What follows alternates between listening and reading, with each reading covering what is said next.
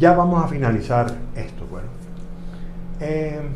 por supuesto, el objetivo de esto es que se construya. Es decir, bueno, pasamos todos estos meses, todos estos años, por ejemplo, fueron meses trabajando en esto, pues lo lógico es que esto se construya y se culmine.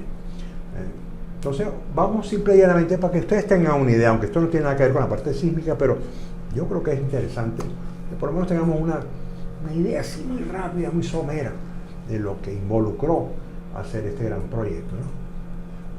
Entonces, por supuesto, en el año 2008, no me acuerdo en qué mes fue esto, este es el campamento. Aquí fue el campamento de Brecht. Aquí es donde se inició la construcción de las primeras pilas. Esto, por cierto, aquí en esta foto aprovechando, hay otras pilas que van por aquí, que esas no se han hecho, se meten hacia detrás de ese cerro y luego esto entra, creo que aparece en la foto aquí, un gran portal. Es un portal que busca hacer un movimiento, un corte muy grande del cerro, y se hizo una pantalla atirantada, y ahí es donde va a aparecer, ahí es donde van a empezar la perforación de los túneles. Esos túneles, lamentablemente, bueno, esto se ha visto paralizado, eso lo comentaremos después, creo que por problemas de tipo administrativo, que son unas obras enormes, y en fin, pero bueno, eso no le quita ningún mérito a lo que estamos hablando. Entonces, bueno, como le dije, aquí empezó, hoy por hoy obviamente aquí ya existen unas grandes instalaciones, etcétera, etcétera. Y entonces, a ver, ¿por dónde es que vamos? Ya les había comentado anteriormente que una vez que, pues, ya se empezó a tener información, que fue así como a cuentagotas, ¿no? De un tramo primero, del tramo por allá, y así sucesivamente, se empezó con el proceso de la construcción de los pilotes, ¿verdad? En este caso fueron fundaciones directas, que son las dos primeras, ¿no?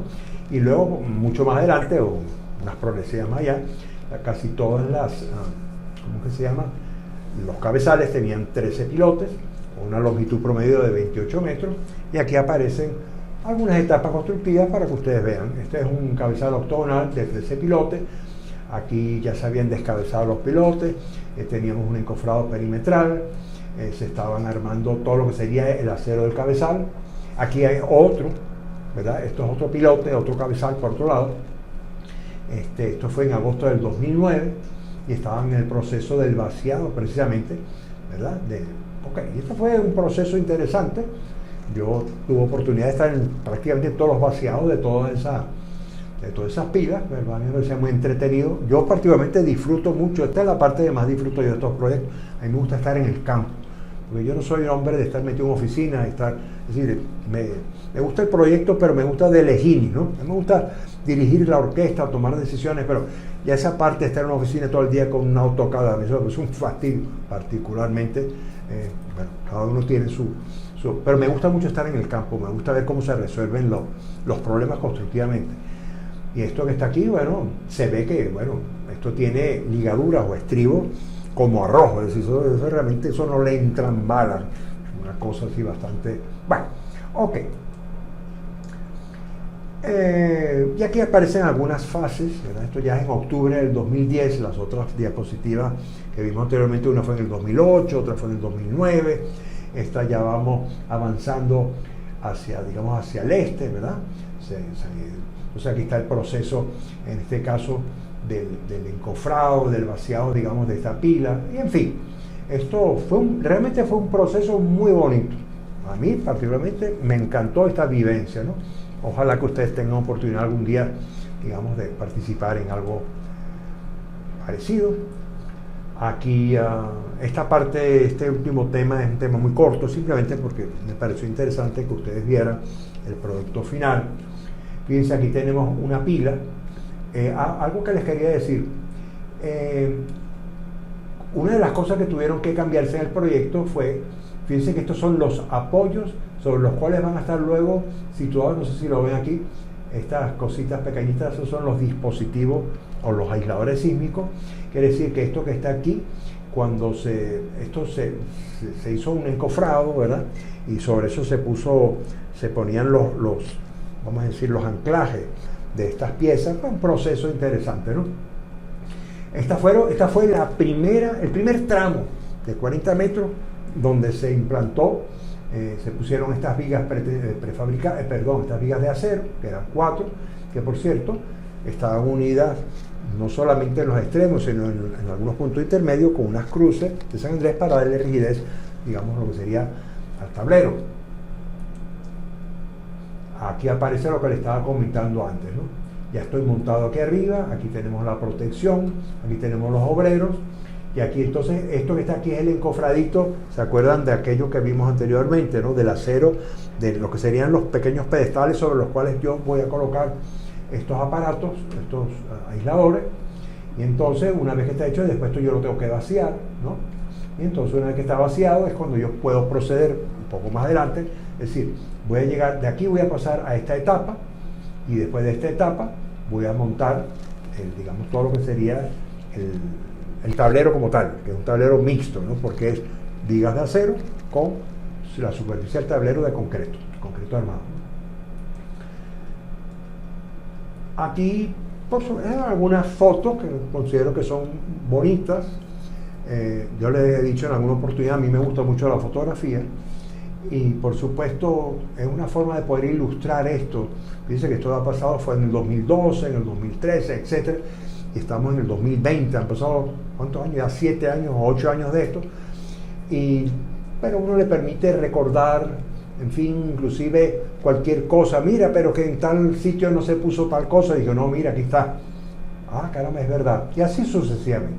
Realmente fue un proceso interesante. Les quiero decir que fíjense que este viaducto está pasando exactamente por lo que es una intercomunal que une las dos ciudades.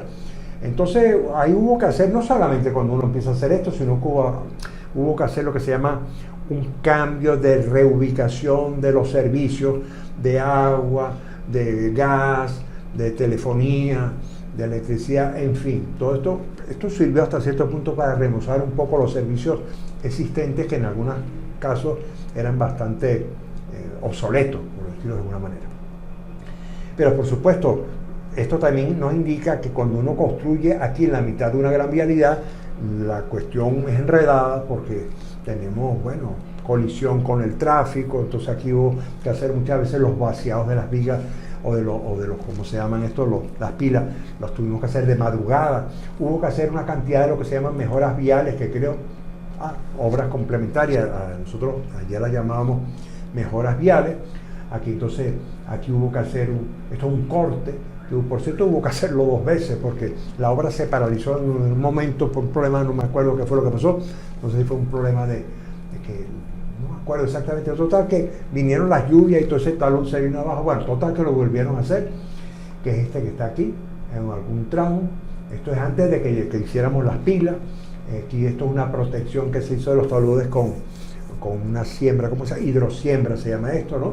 Que es algo como el shotcrete, pero que tú lo que estás es prácticamente estás disparando una mezcla de unas semillitas de unas plantas que aquello tiene unas raíces, en fin, esto todo es una parafernalia. Estas son mejoras viales que hubo que hacer algunos distribuidores de acceso, porque tengan en cuenta que este ferrocarril está dividiendo la ciudad en una zona norte y una zona sur, y fue necesario hacer todas estas obras, que también nosotros fuimos inspectores de esta zona. Esto es un rendering muy interesante. ¿Se acuerdan que antes les dije al principio de que desde el campamento inicial venía una serie de pilas que no se han hecho todavía, que al dar la curva desembocaban en lo que sería el patio? Este va a ser un patio donde se van a colocar todos los ¿cómo se llaman? Las tuneladoras mecanizadas, porque es que esto tiene estos 2 partes. Una son los viaductos elevados, pero los túneles se hacen en general con unas tuneladoras. porque son túneles de gran longitud.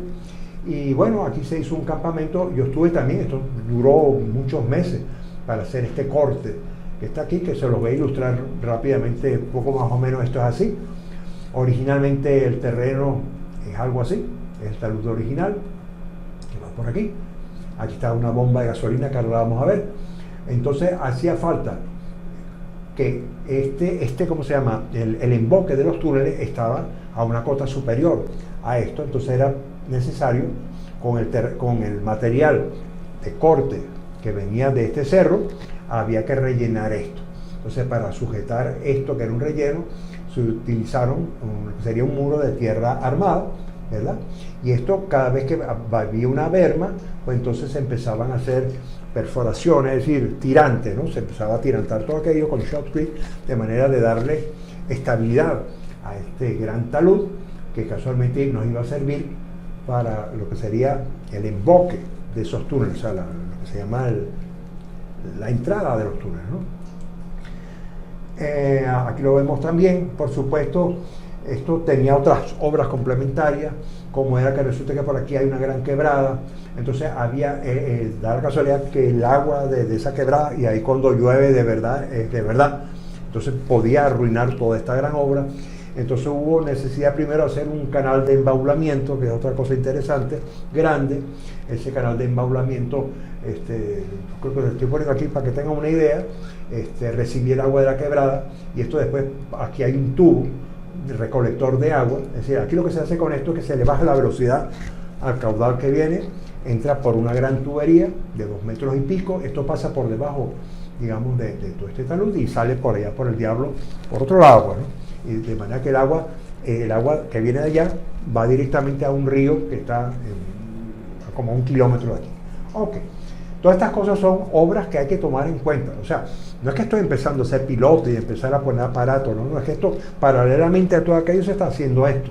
Y paralelamente a todo esto hay 500 planos que se van actualizando. Usted sabe que cuando está en construcción, pues hay muchas modificaciones en obra, cangrejos que hay que resolver in situ, entonces se vuelven a hacer nuevos planos y aparece un sello que dice sello como construido, entonces ahí volvemos a firmar los ingenieros inspectores, los constructores, en fin, ustedes saben, esto es una macro obra, que hay un gentío metido haciendo esto, ¿no?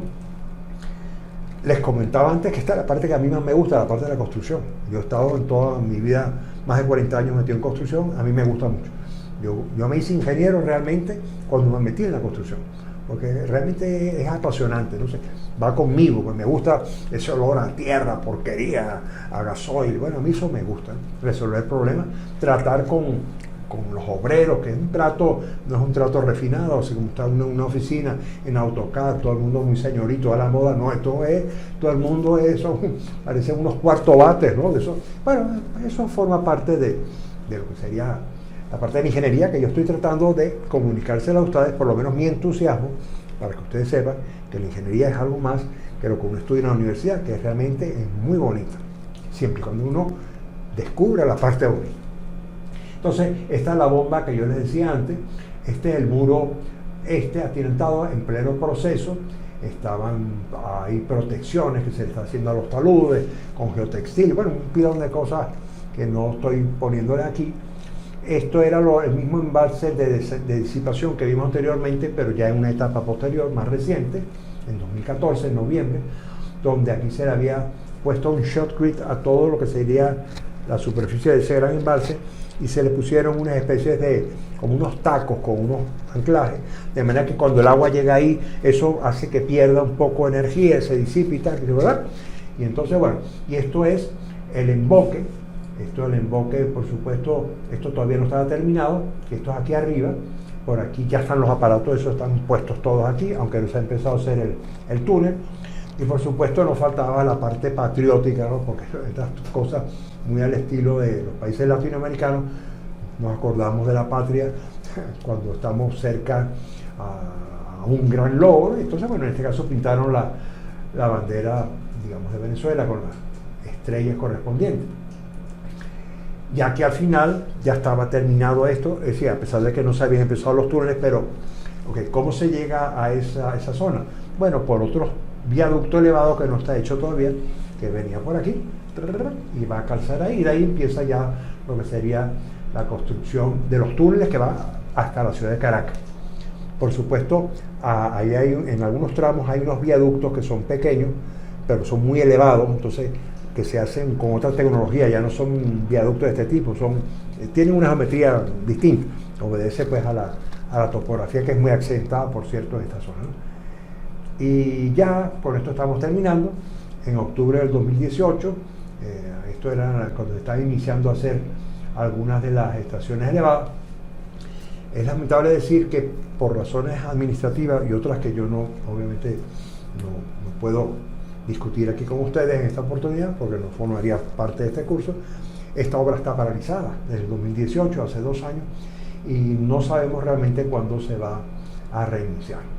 Pero en fin, esto es todo lo que yo les quería mostrar en este anexo A, que me pareció interesante, es de la teoría a la práctica, de un tema que es apasionante, de un enfoque que no es el típico de la ingeniería. Cuando uno está en la universidad empiezan que si hablarle, que si las fuerzas laterales, que si el portiquito, olvídense de portiquito, esto es otra cosa. Estos son grandes ligas, esto es otra cosa, los problemas son distintos, pero no por ello uno le va a sacar el cuerpo. Entonces, si ustedes tienen oportunidad el día de mañana de involucrarse en cualquier proyecto de esto, métanse, aunque sea como apuntador, porque siempre es importante la experiencia que ustedes van a obtener al estar involucrados, sobre todo con gente que sabe de esto, que sabe de construcción, que sabe del tema. Es probable que uno tenga la oportunidad, como me pasó a mí, de estar 2 veces en Brasil, 3 o 4 veces en Italia, para esto, ¿no?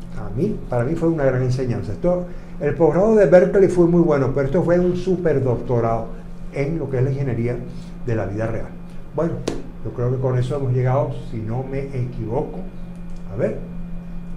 al final de este capítulo, que espero que haya sido de su agrado.